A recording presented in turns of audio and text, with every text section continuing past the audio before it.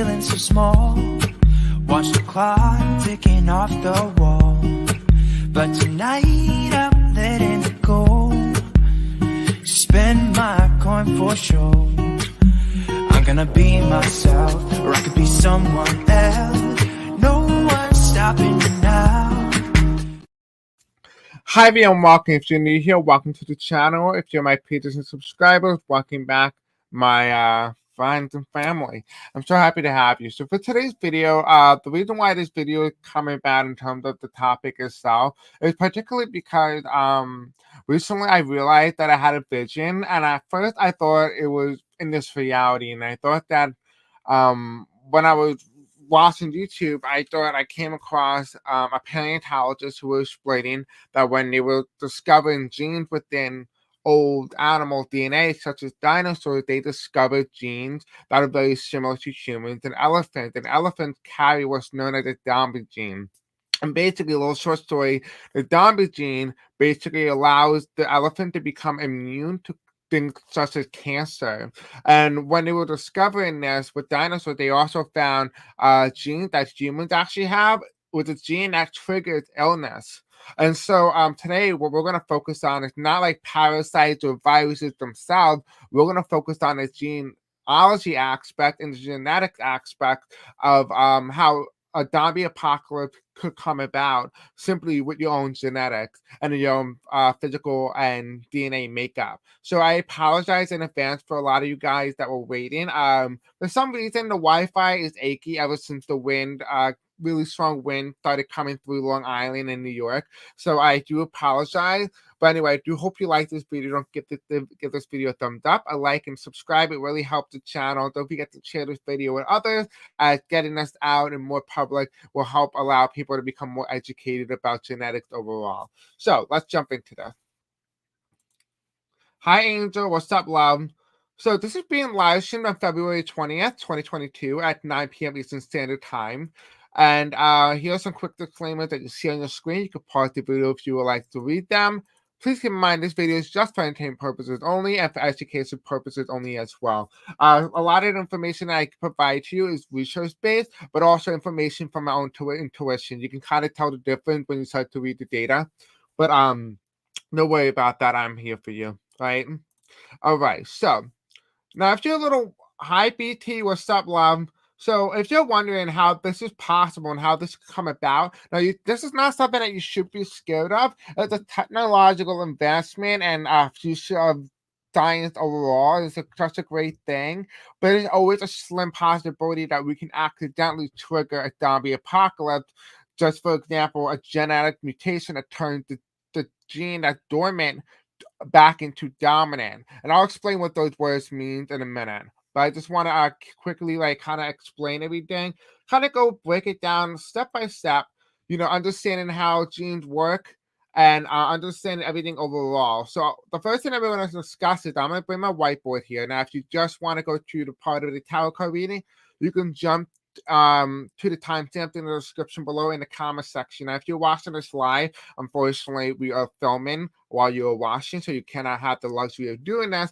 But before you do jump, I do recommend you sit and watch this educational portion. Otherwise, when I do my readings, you may not understand the tarot cards. So the education is necessary with the tarot card reading. So I do hope you enjoy this presentation I'm going to show you.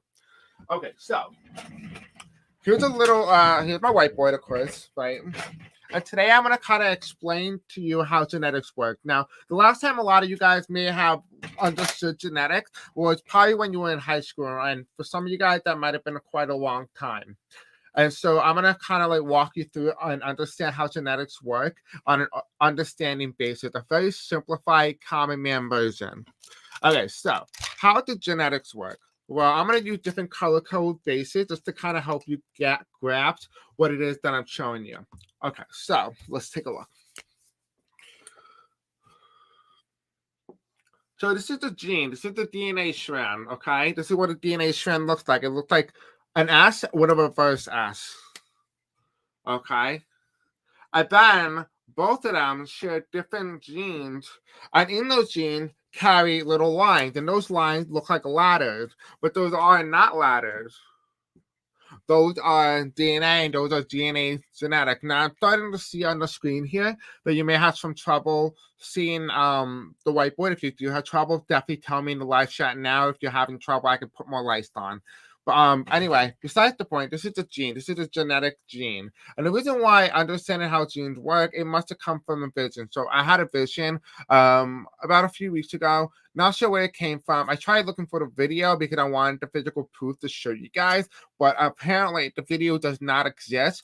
And it was on my YouTube channel, and it was under the history, but it never showed up, which meant that it never actually happened, and I must have been in my dream where it was so lifelike I couldn't tell the difference besides that one video. And so I'm going to show you a little image to give you a little bit more of a deeper understanding of genetics and DNA overall. So you can see here on the screen right now, we have the DNA strand. So you can kind of see adenine, thymine, cytosine, and guanine, which is also the phosphate backbone. So that is the S that I drew on the wall here. And those lines are different DNA strands. These are genetic sequence that basically makes up who you are as an individual. This is the reason why you look the way you do, the way you smell the way you do, the way your hair is, the way your eyes are. It's because of this genetic code. And that's what's really interesting here. The fact that the genetic code is makeup here. Now you're asking, well, why does this have to do with the zombie apocalypse? The zombie apocalypse, actually, when they were discovering, they found an elephant, as a fun fact, by the way, in case you did not know that fun fact, elephants are immune to cancer due to the zombie gene that protects them. So basically, that's the very common definition that I gave you. It basically means that the immune system is immune to cells and basically allows the body to attack mitochondria, and it's cells that are no longer functioning as should, which is very different than the way the human body would. So, for example, in scientific terms, the course of the elephant evolution, a cellular mutation insert a genetic switch next to LF6, enabling the gene to be activated by P53. The retroactive gene now makes a genetic switch next to LIF6, enabling the gene to activate by P53. The resurrection gene now made a protein that could do something new, attack mitochondria and damage cells. So that's basically what it means, that they believe that with this understanding that it can make the elephant immune to cancer, because they have this ability to understand what cells are damaged or what are not normal, known as zombie genetics, zombie gene, which is actually, now they're actually looking into zombie genes and figuring out, well, how if humans don't carry the gene, how can we insert that gene into humans to make them immune to certain diseases? So this could be the next step of medical evolution. Now, would this be a great idea? I don't know. I would have to see what the cards will have to say. But as of right now, on paper, it sounds like such a great idea. Okay, so but that's not even all. Even if we have the gene, we could technically, even if we don't have the gene, we can technically add it into our genetic makeup via transgenetic. So basically, transgenetic is basically where, just say you want a tail, and just say humans don't have the gene to create a tail or even have a tail. What they could do is they could take a genetic makeup very similar or even polar opposites, and they could take it from a monkey with a tail and insert that genetic code into human DNA, add in an extra, let's just say brown. Actually, let's use black. Right? We'll just use the black one. Right? They add the genetic code, which is the black, it's the tail. And now it's added into your genetic makeup, which now that when you have kids, you could, or even you yourself, you're going to start to develop a tail. And so that transgenetic is basically meaning that you are a hybrid. You are a mix between two different groups. And so you're considered a hybrid. You're basically what's known as an Indominate Rex, which is basically considered a hybrid dinosaur in the Jurassic World, where they took a mixture of different animals, combined them together, and then called them a hybrid. So that's what you will be in that case. That's transgenetic, taking it from somewhere else that has it, that's not completely related to you, and inserting into genetics makeup to create new mutations of some sort. However, making our own hybrid human that's immune to cancer, thanks to studies on living dinosaurs known as birds. Scientists are currently in the process of reverse engineering chicken back into the ancestral past. A more lizard look than its feather look. Basically, I'm saying that they are trying to take a chicken and reverse evolutionize it back into a dinosaur, which is an original historic preference. Now, if a lot of you guys may have not known that during the age of the dinosaurs, most of them were not dinosaurs. Most of them were birds, or most of them were lizards. So, for example, the pterodactyl, or the lizard, the big brachiosaurus, the big neck, and a very big body that was herbivores, those were lizards. The ones that were very aggressive and vicious, those were birds. Those were theropods like Tyrannosaurus rex, Velociraptor. Those are the very big, popular bird-like dinosaurs. Unfortunately, they're known as non-avian dinosaurs because they died out during that time period. However, we do have living dinosaurs as birds have a direct correlation to dinosaurs. And I can show you why. We'll talk about that in another video in the future, and why dinosaurs are very key to our evolution. Scientists have been able to identify a gene in humans that cause diseases. By studying dinosaurs, we learn how our own genetics work and genes work and what they are for. So basically, it's meaning that when they were discovering and looking at the genealogy of the living dinosaurs, such as chicken, they found a correlation and understanding. So basically, think of the game Clue, right? You may not understand when you take a genetic makeup of, let's say, a human DNA. There might be some things that may not make sense because they're not turned on, so you don't know what they are until they're turned on. However, some of those genes are shared among different animals who are related to us.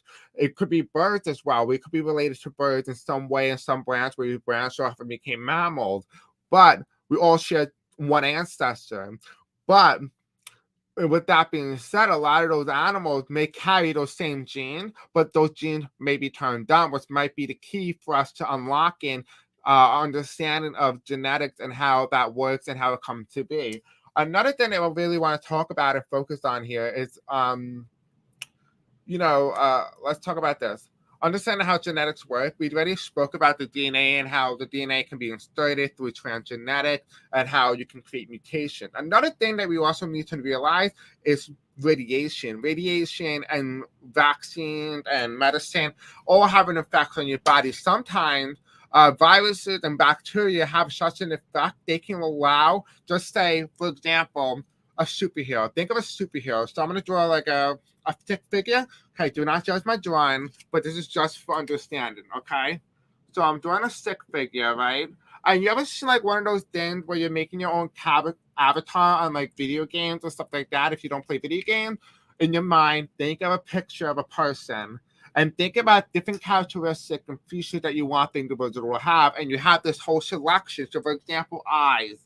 Right, and you know how they have you choose different color eyes and different eye colors, and you kind of get to design your own avatar. Well, basically, a lot of those things are recessive and dormant. And so dormant means they're asleep, they're not turned on. They're there, but they're not turned on.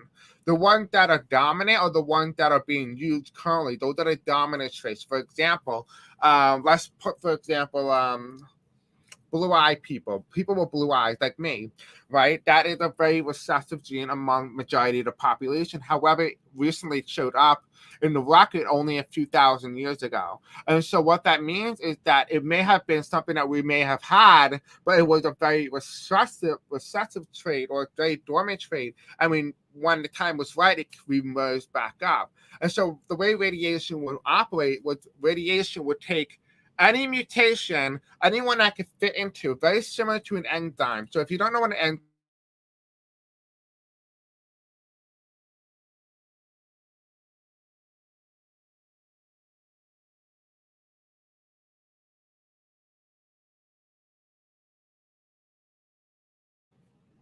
okay.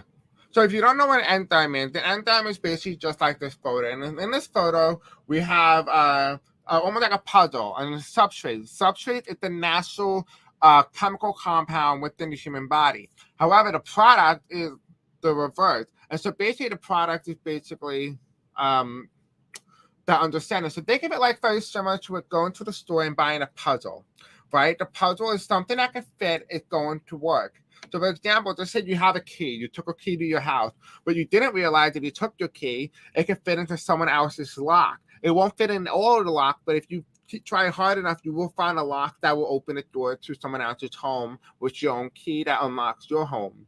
And so basically meaning that those radiation can trigger something that's very dormant and come into mutation. So for example, fish with teeth. That's something that it can be triggered. That is a very dormant gene, but radiation over time can trigger those genes to come about. And so that's why when people say, oh, DNA, medicine, vaccines, or even radiation can trigger mutations of some sort, those are just revitalizing those ancestral genes that we once had that are no longer deemed useful and therefore turned off. So, for example, when babies are born in a mother's womb, babies, like humans, have tails, but over time, there's a gene that turns the tail off and reabsorbs it back into the body. And so, basically, meaning that we still have the gene for a tail if we wanted to grow it. It's just not part of our evolutionary future, as we don't need to climb a tree and hang by a tree with our tail. We don't need it. It's not a required trait. However, we have it over time. We can lose those ancestral traits and they could be gone forever, basically meaning they cannot come back. Now, a thing about evolution is actually they have told us that evolution is a one-way street where basically you move from one place and you keep evolutionizing. The thing about me, though, is I believe there's dark opposite. I believe that there is possible and a possibility where we can actually reverse engineer and reverse evolutionize back into a monkey. Because if we have the evolutionary trait already, wouldn't it make sense that and also possible that we can come back into monkeys again? It is possible because we carry those genes such as body hair. People say Bigfoot or werewolf. It's necessarily true. It is true that we carry those genes. A werewolf is based on the idea and the concept of evolutionary traits back then, where it was more common where people and men or women had a lot more hair, and therefore that's the mythical idea of werewolf came about, was due to genetic mutation or even the ancestral past coming up. So for example, snakes sometimes will occasionally have their leg show up, and part of that is just because it just shows up in the record. It's not common, but it's a rarity nonetheless. It's not a defect. We call this in a medical way defect, but they're really not defect. Those are just ancestral traits that are useless, and they just accidentally show up on our bodies or other animals' bodies. So really how that works. Now, going back to dinosaurs and why it's very important to understand it and how they help us understand the Dombey virus, basically speaking. If you forgot what an elephant looks like, here's a very cute little elephant trying to wake up his buddy.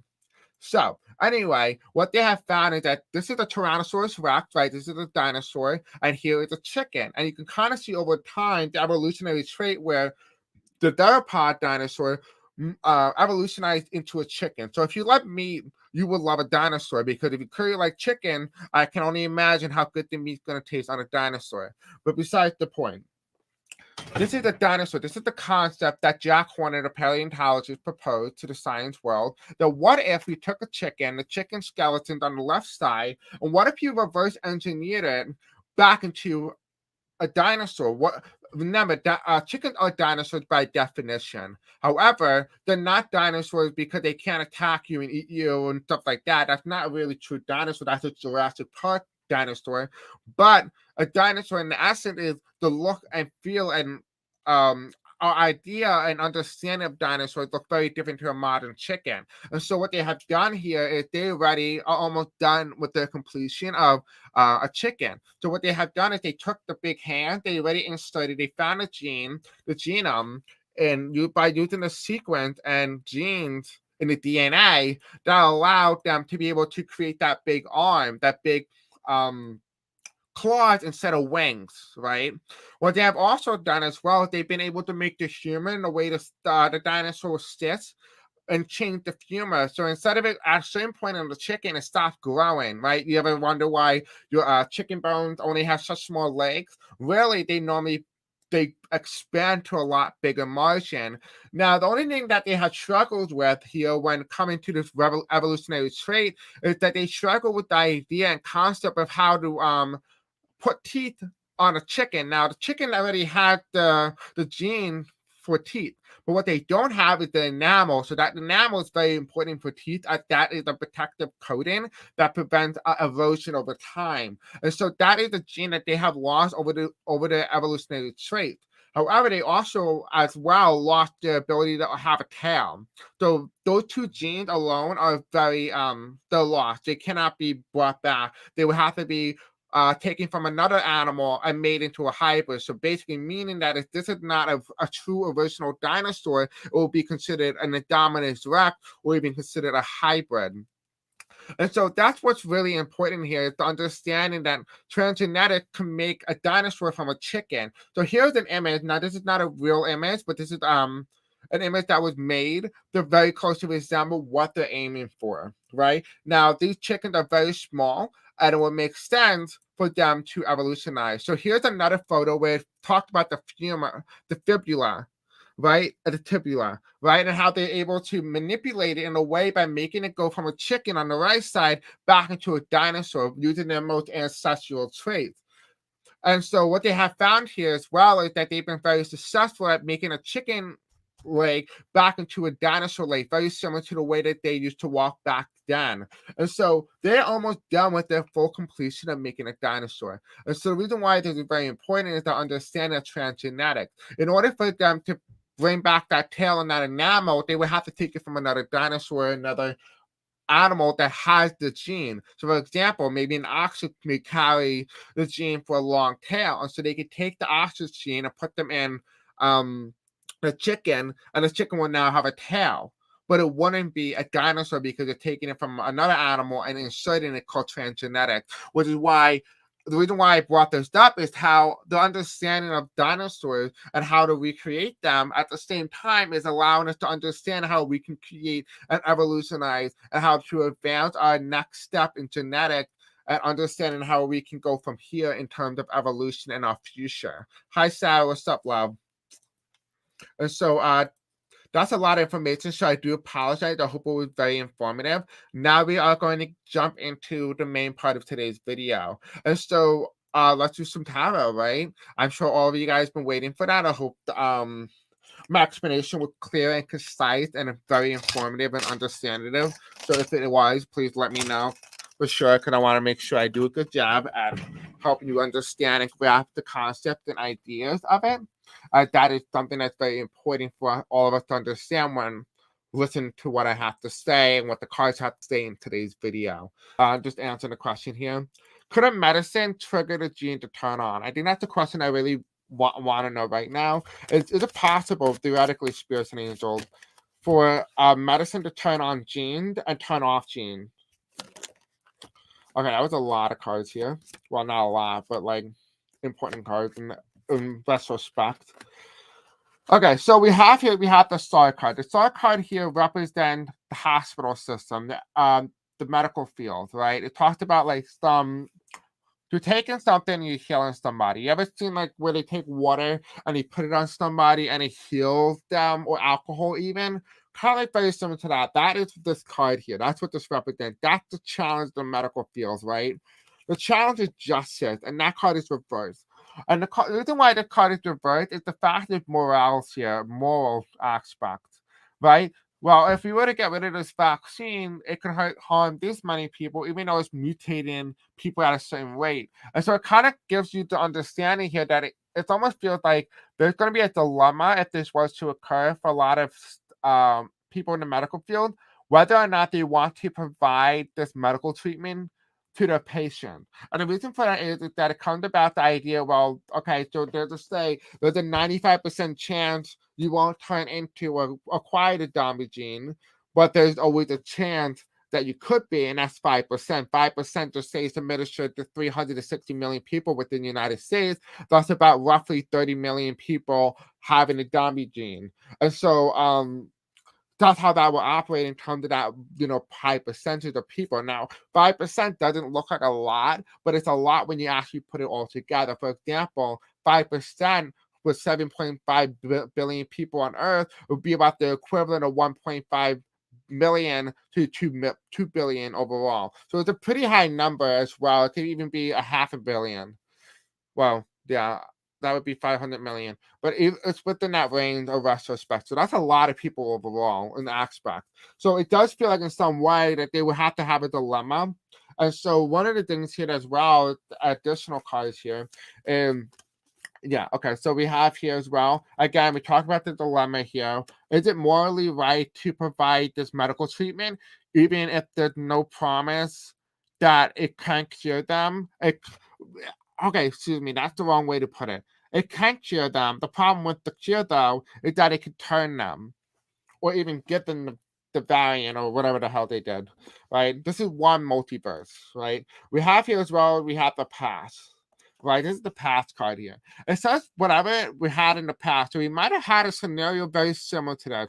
Maybe I'm referring to the bubonic plague. Maybe potentially the variant or the gene could be very similar to the bubonic plague and how it lasted for so long. It could be that type of scenario because this had occurred in the past. I do see here that you know, it does tell me here that something in the medicine field, when it gave it provided somebody with something, it had affected their genes in some way that it caused something else to arise that wouldn't have been there in the first place had it not administered it.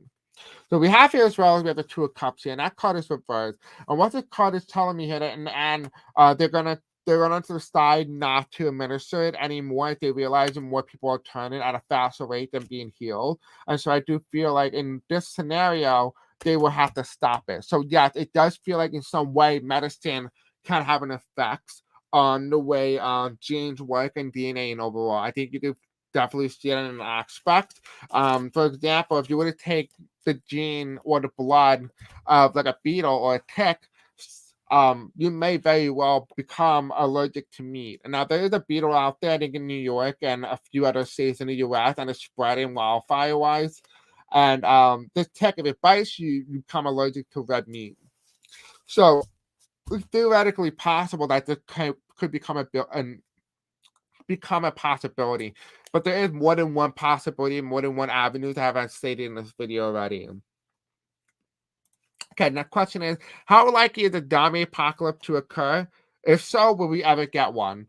I would not like to get one. That's the last thing I need to do is fight people because my bones will be falling off. I'll be looking like a zombie myself, and my bones are not good, basically. All right, so how likely is the zombie apocalypse? On a scale of 1 to 3. How likely is a zombie apocalypse? They gave me 3 cards.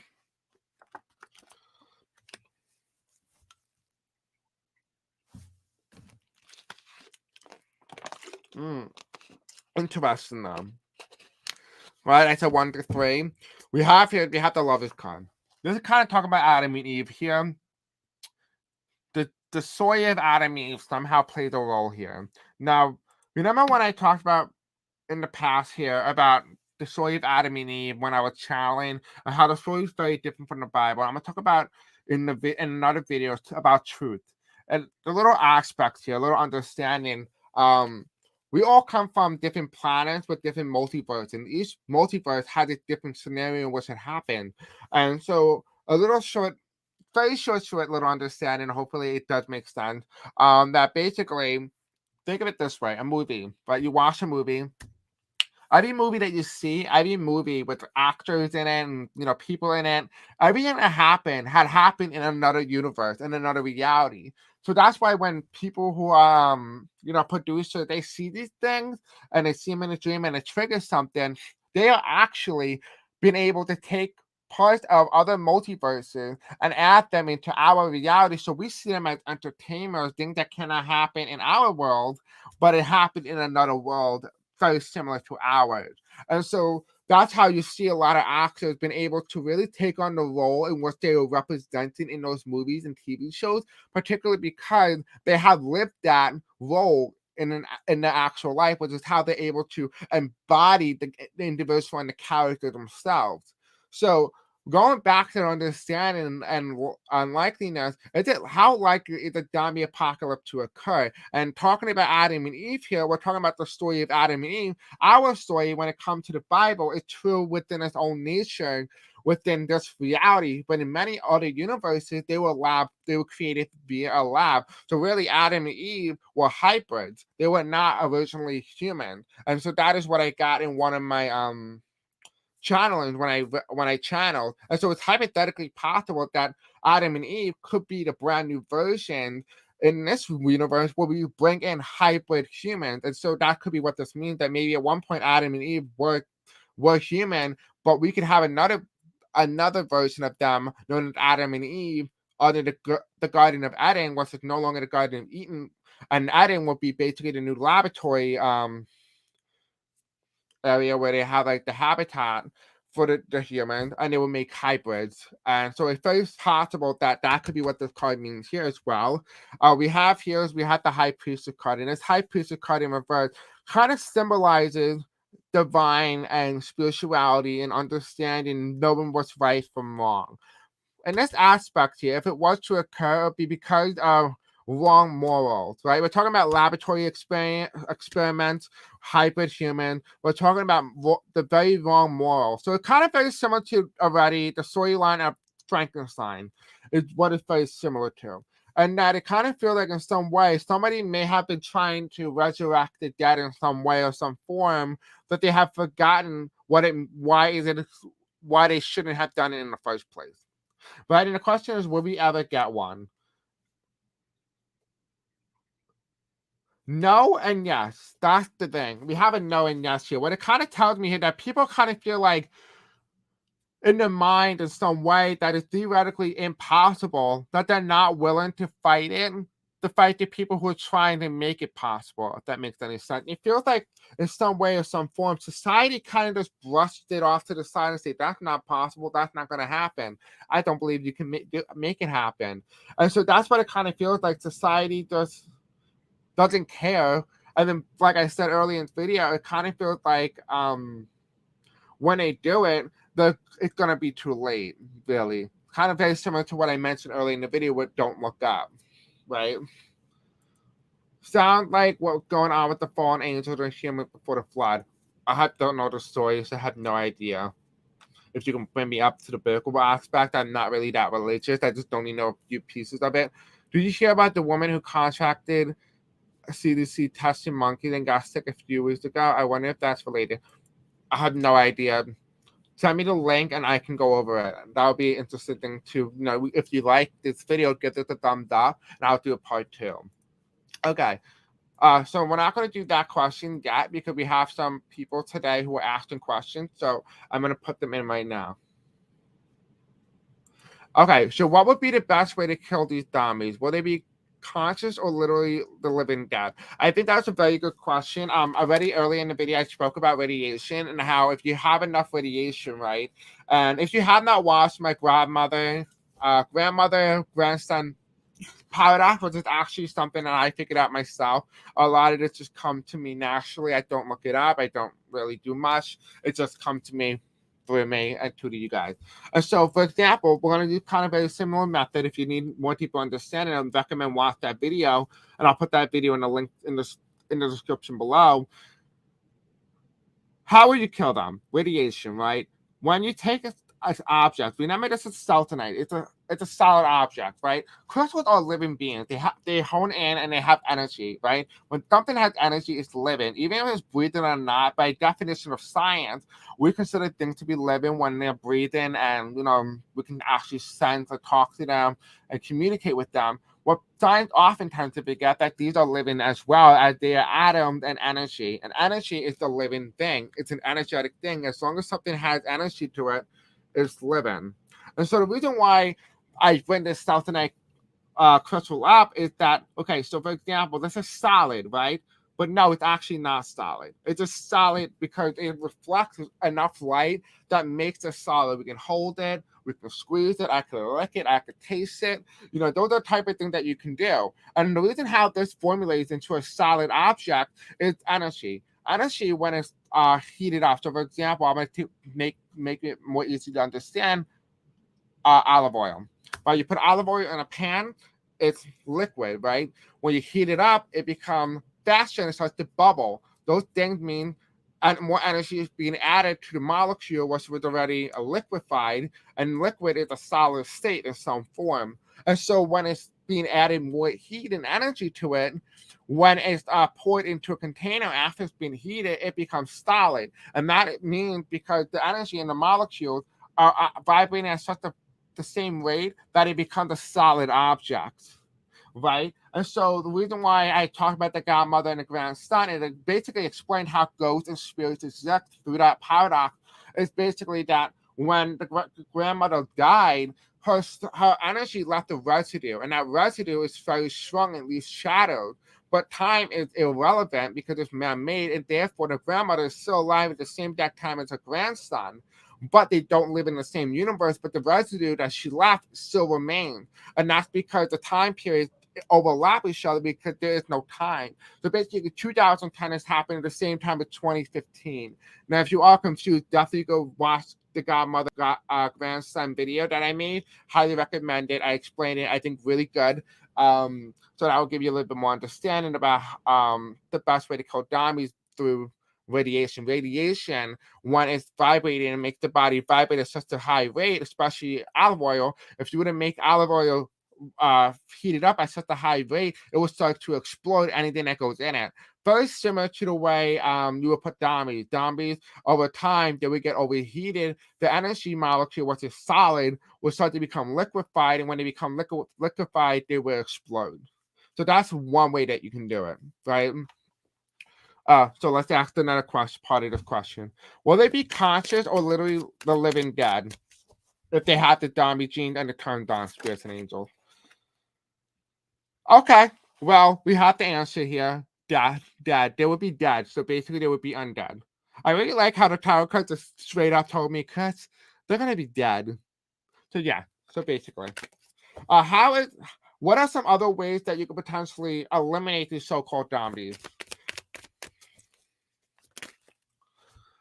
Here, water. Water. You have to kind of like get them pure water. I don't know why. It also tells me alcohol. Okay, when I say alcohol, I don't mean drink it and like chuck it out their face. Don't do that. What I see here is kind of like you kind of bless them. You bless the alcohol, and then you kind of like pour it over them. But now you have to get them in a very relaxed state. You can't have them angry. That's what I'm seeing here. I'm also seeing as well is don't cage them. Do not cage them. It makes them more hungry and makes them less likely to be kind to you, so to speak. Basically meaning that these humans, as former humans, are still emotionally, still have that humanity attached to them. So you want to be very careful with how you approach these zombies, so to speak. Now, one thing I would definitely say already, please keep in mind that these zombies are not zombies that you see on movies and TV. These are zombies related to a gene that is turned on, that is dormant, and it turned on, or even through transgenetics, which come from another animal making a hybrid human. And so that is one possibility as well. So just keep that in mind, that it's a possibility that these are humans who have been turned dead, but these are actually not a virus. So you cannot cure them with a vaccine or bacteria. You will have to come up with another way to cure these people because it's a DNA strand. It's not a virus.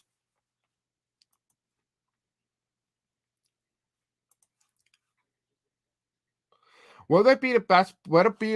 Where would be the best place to get away from these zombies? Automatically, I think the first place you would want to be is on an island, just just because you're far away from the mainland.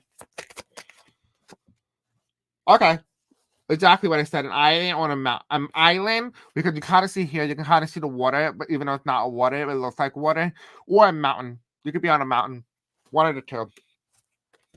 Because remember when I talked about earlier in the video where I explained one of the ways to kill them was to use radiation, was make their body heat up.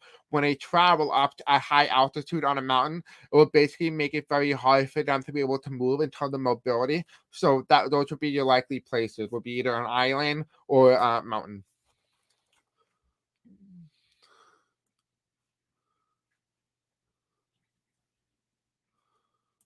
I was thinking more like shooting in the head, I'm dead, or the heart type of thing. No, remember they're not actual zombies. So like, they're not like a virus type of thing. You have to like have transmission through like some sort of contact with fluids in the body. I keep thinking of guns. I didn't expect sun and holy water to kill them. I didn't expect that either, honestly. It sounded to me like they're vampires, but yeah, anyway. You're going to the Caribbean? Well, I actually would not bet on the Caribbean because the Caribbean's gonna sink, just so you know. But anyway, besides the point, what's really interesting about human evolution is overall, just to end the video on a good note. Well, I don't know if you consider a good note. Everything that you see when it comes to mythology, when it comes to werewolves, vampires, all those things, it is theoretically possible, and it is possible for those things to come into existence. The reason for it is, basically, in essence, um, vampires are considered carnivores, at least by definition. They'd be carnivores. And the reason why they would be carnivores is theoretically possible because back then in our ancestral trait, we had the ability to grow fangs. You don't see here, but you have the ability to grow fangs. So it is possible theoretically to become a vampire. However, it is not theoretically possible for you to become a werewolf. Now, you can take on the light very similar to a werewolf, but you are not a werewolf because you cannot shape shift into a wolf. But you can give the appearance of a lot of hair. So if anything, you look more very similar to Bigfoot than you would to a werewolf. And so those are two possibilities of evolution that can occur if you did not know that already.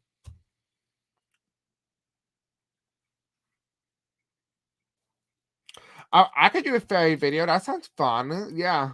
I will definitely say that a lot of them are vicious and they're kind of like a little killers. So remember that as well. What would happen to the elders and children during the zombie apocalypse?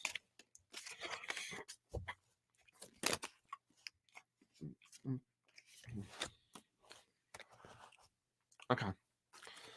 We have the strength card here. You want to say, okay, so this is very sad, but also interesting that they're telling me that. So basically, kind of feel like a lot of the older folks have a lot of humor of some way. And by humor, I mean like they kind of seem they're sending me like a mental third eye image of like the older people jumping in coffins. I know. Just jumping in coffins and closing the door and just holding their head like hoping it dies soon enough so they don't have to witness like zombies and stuff like that. I feel like people freaked out and that the older population just like want to die almost like instantly. Like they just don't want to be here anymore. They don't want to experience it. It kind of like feel like they gave up. Kind of could be my generation because we kind of like that in general. But that's what I'm seeing in mentally in my image. We have here as well, we have the strength card reversed. I do feel like people who are disabled, um, like me, for example, people who are handicapped, so people who are in a wheelchair, people who cannot move in terms of mobility, those will be hindered disadvantages at that point. So it will be Darwin theory of survival of the fittest, so to speak. And so that I do see that here. I do see that here. The reason is I do say one thing I will definitely say that people who are disadvantaged have a very strong psychic ability. So I would not count them out with Darwin's of the survival of the fittest. It may be that most of them get wiped out, but some may survive just simply because of a very in tune psychic nature. We have here as well, though, we have the two swords here. And the two of swords here kind of tells me here that their future is unknown. It's not set in stone. They're not left with having to choose one side or another. It just kind of feels like it feels like they're just at peace. It feels like they're calm. Like maybe they're in La La Land. I have no idea, but that's what I'm seeing here. Maybe they're on drugs. I don't know. We have here as well. We have judgment. Now you realize there won't be any judgment day because there's zombies. So how can you be judged for something that you did when you had no consciousness, right? And then we have here as well as we have the four swords here. And this mentality here, I don't really see any major with the older folks or the younger generation. I just kind of feel like they're kind of like doing their own thing, like almost like ignoring the situation altogether, while some of them are hiding and stuff like that. So it almost like it's a ratio between how people respond. Really, I do see like some people jump in fearing for life, while others what's up? How you doing? They're like, I'm good. How are you? Kind of like that type of thing where they're just going on with their daily life. There isn't any like some sense of like, oh no, dummies, that type of thing. That's what I'm sensing here as well. I don't see any sort of like fear factor here. I just feel like people like accepted their fate and just kind of like, okay, well, the zombie takes me out. I mean, take me with you. I feel like a lot of people just accepted of the fact, very similar to the way people accepted that 2020, 2021, and 2022 were very similar years, and that they kind of had low expectations, very similar to this type of thing. So maybe when this happened, they kind of already had expectations or a very low standard. It's very possible that could have been a possibility.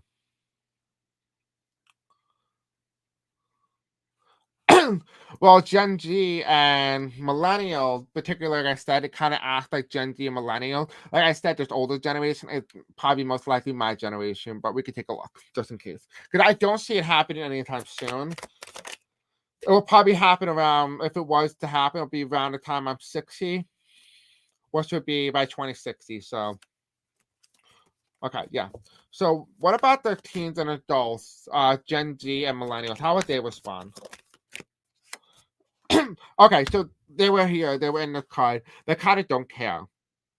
You know what I mean? Like we kind of don't care. Like if you ever heard a lot of us Gen Z, we kind of talk and we just kind of say, "I hope someone takes me out one day," because, and I don't mean a date. You know what I mean? Like leave the earth because we didn't want to be here in the first place. That type of thing. We didn't ask to work constantly because my parents wanted to have kids, and so now I'm stuck here working a 9 to 5 job every day for the rest of my life, simply because my parents want to have kids.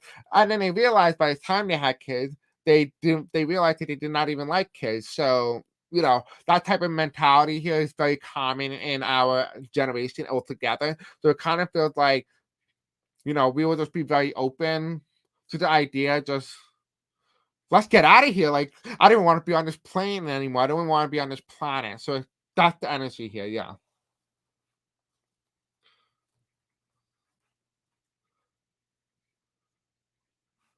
Oh, you won't be too old. I'm actually going to be older than you. Yeah, I'm Gen Z. I thought we'll be more willing, but you're right. Yeah. Yeah, basically. I'm interested though. I didn't know I had a Gen Z on my channel before, so it's interesting to know. Okay, that's awesome.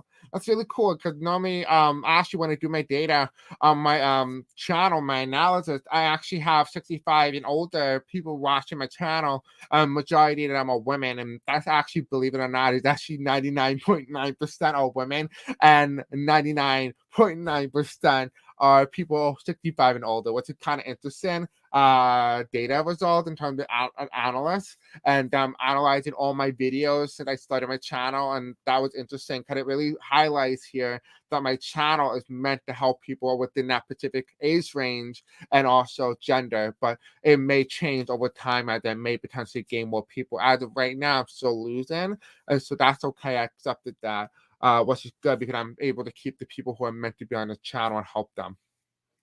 You find topics like these interesting. Yes, I'm good. I'm glad you find them interesting. You're here for a good time? Yeah, I'm here for a good time, not for a long time. That's what I always say. I want to go in the ground looking pretty. You know. But anyway, guys, I hope you guys liked today's video. Don't forget to like, subscribe, with the bell icon if you have not already. I will be going live in about 40 minutes, and I'll be doing a Titanic reading on Titanic 2. And I'll be talking about how I feel in my intuition and kind of like already know that the Titanic is going to sink. Now, no, the Titanic already has sunk in 1912. However, they recreated the Titanic and it set the sail from Australia to India back to the UK, and then from the United Kingdom all the way back to New York City. And I have a feeling that it's going to stink, and that has to do with the Doomsday Glacier. Which, as you may have remembered, when I asked you what video types you wanted to see, how natural disaster is tied into Titanic, and how climate change is going to sink this boat, basically. So I'll see you guys in 40 minutes. Don't forget to like, subscribe, and comment, and I'll see you guys in the next video. Bye.